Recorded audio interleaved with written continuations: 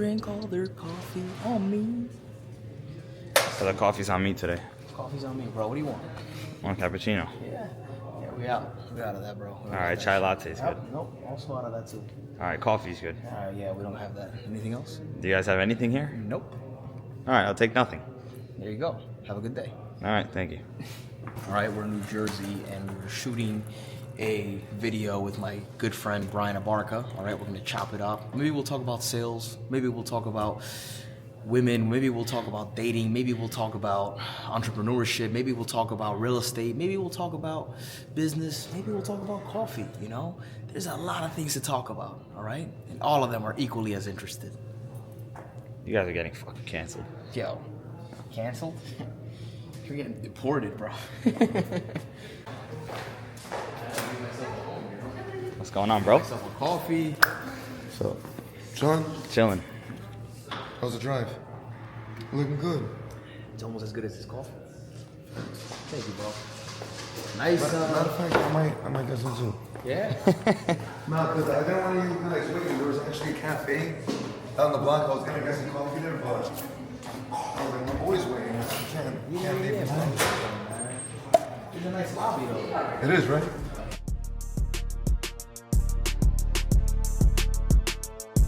This is definitely a good area though because there's a lot of people that don't want to live in the city but want a city view. Hell yeah. And they end up just moving to a place like this. Honestly, this is a better view than the city view over there. Were you gonna look at Jersey when you're fucking living in the city? You know what I'm saying? But the location though. You know what? I got a question for you, Jose.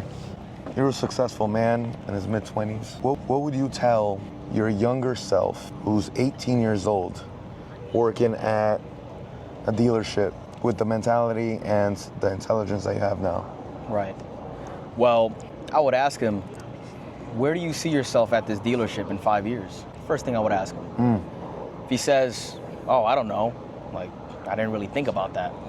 Then I would ask him, well, why are you working here? Oh, because I want to make $100,000 a year. Okay, but then once you make that money, then what? Oh, I want to maybe get into real estate. Yeah. Okay, so let me ask you something. Wouldn't it make sense for you to work in the industry that you see yourself becoming a part of to begin with, develop those skill sets now, earn the money by doing things like, you know, getting your license as an agent, maybe Right. wholesaling, doing the things that involve that specific business, Right. and then allowing yourself to scale within that business that you want to be in to begin with, right?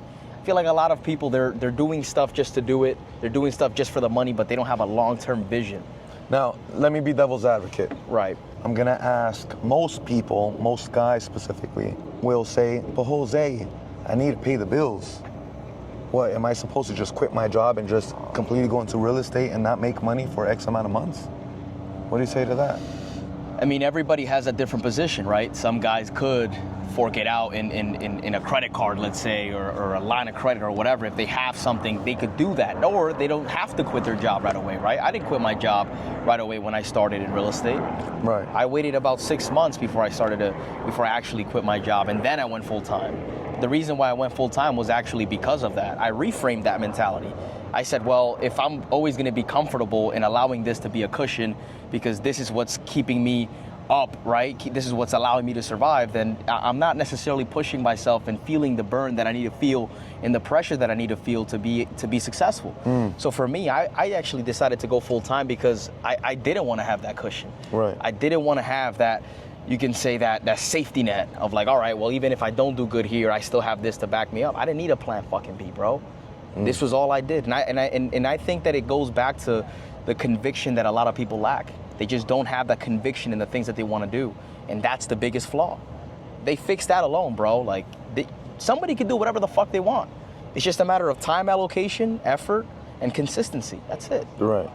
You know? I mean, what would you do?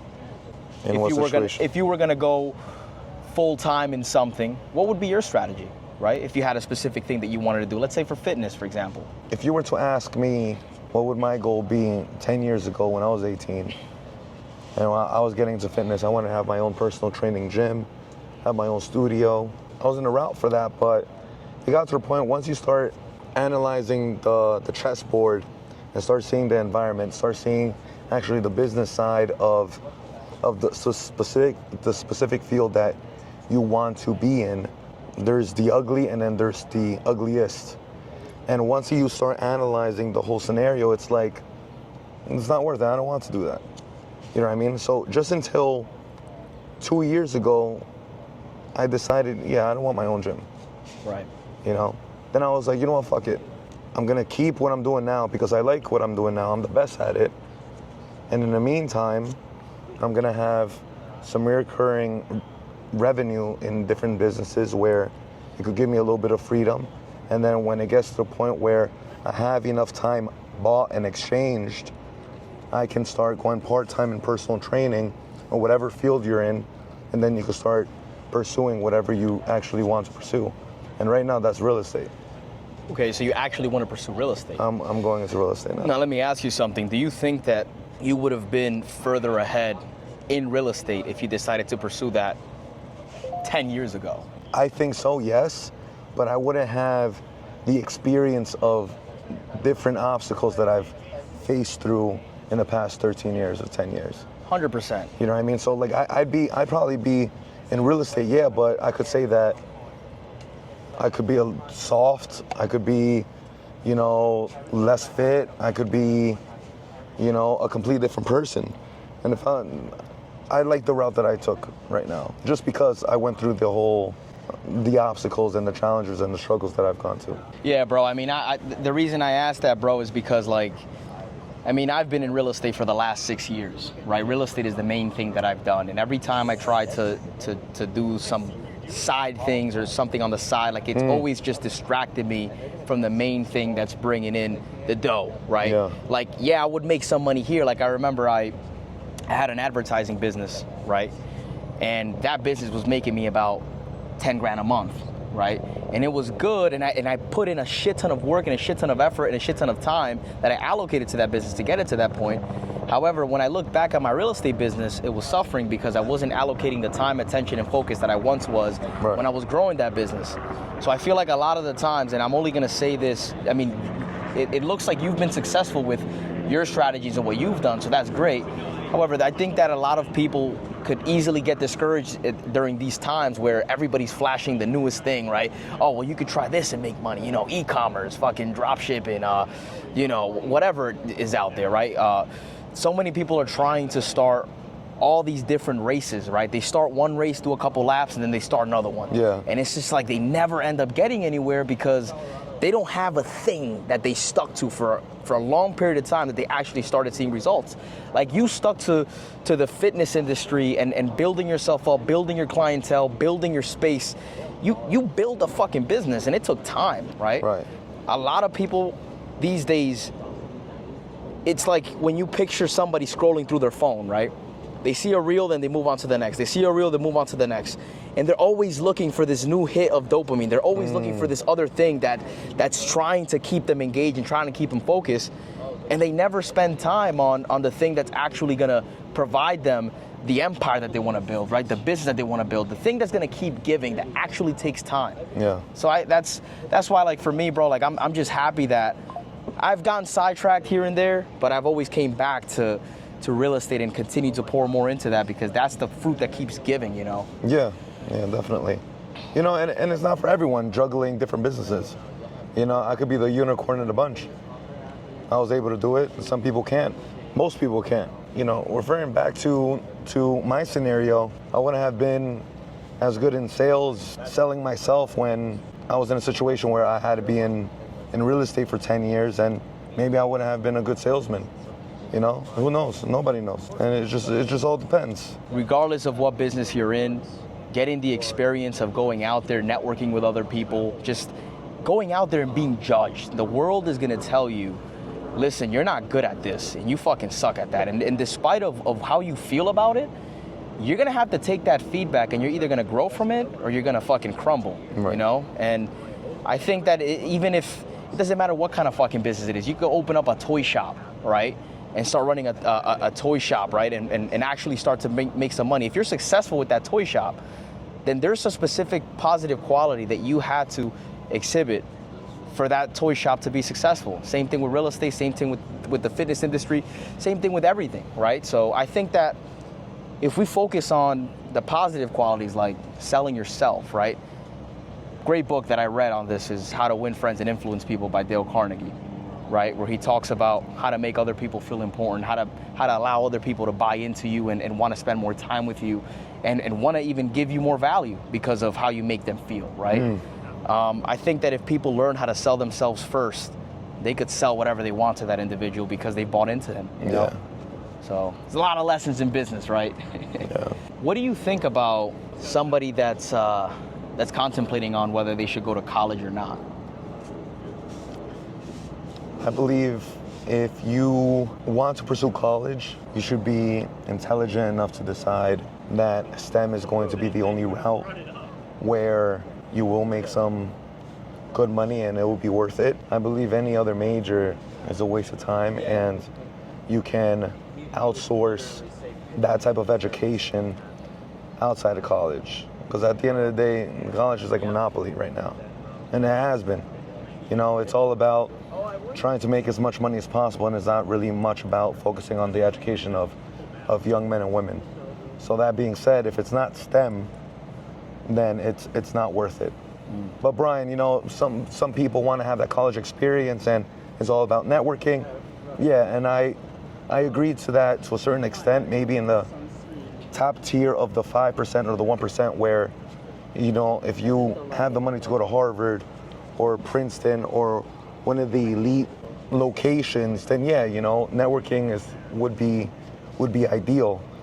But any other college, man, it's not worth it. Yeah, bro, I agree, man. I think that you have to choose your own path, right? You shouldn't just go to college because that's what you think you should do. Or your parents. Or what your parents think you should do, or what your teachers told you to do, or stop living life on the brink of everybody else's expectations, right? For me, my parents wanted me to go to college. I went for 2 semesters, and I dropped out the second semester, actually. And the reason why I dropped out was because I wanted to pursue my business. I wanted to pursue real estate, right?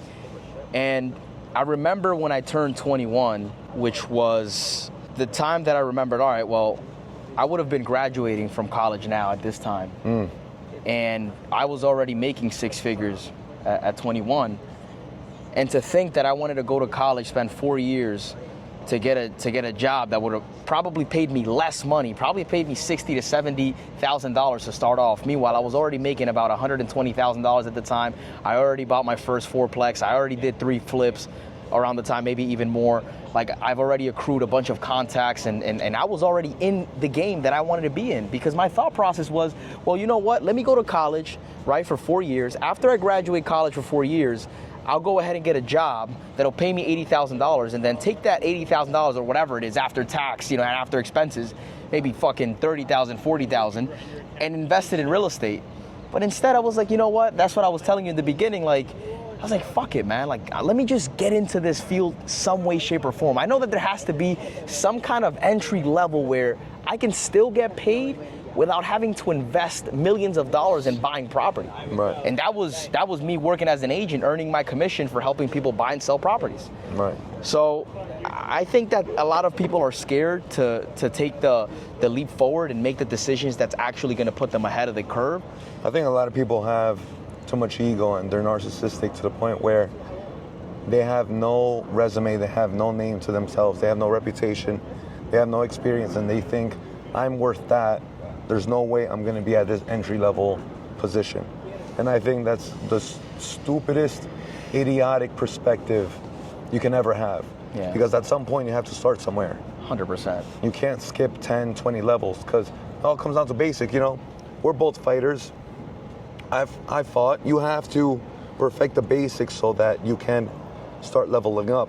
If your baseline or your base on anything is trash and is not stable, then everything is going to be stumbling down once you skip to 10, 20, or 30 levels. 100%. And I would say too that life will humble you, right?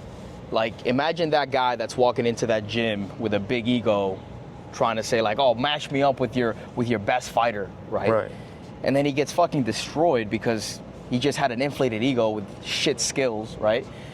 Now he's gonna adapt to that, hopefully, and say, well, I shouldn't just walk into a gym and thinking that I have the biggest balls here because I got fucked up and now I'm embarrassed and now I'm hurt. Like a lot of people gotta feel that hurt, you know. A lot of people gotta go through that, and the people that, you know, can't relate to it on a fighting scenario, right?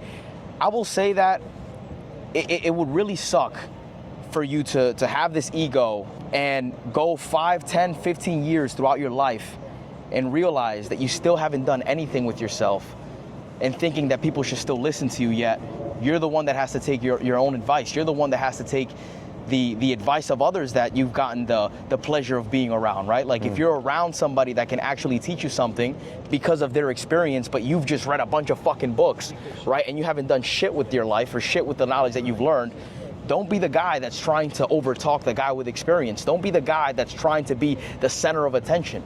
Walk into that room and shut the fuck up and listen, absorb, be a sponge. I agree. And looping back into the school, if you actually step back and think about it, if a professor in a collegiate level is teaching business and they don't even have a business, why the fuck are you there? Yeah. There's no reason why you should be there. There's no reason why someone who has not gone through the obstacles and the struggles of owning a business should be teaching anything about business.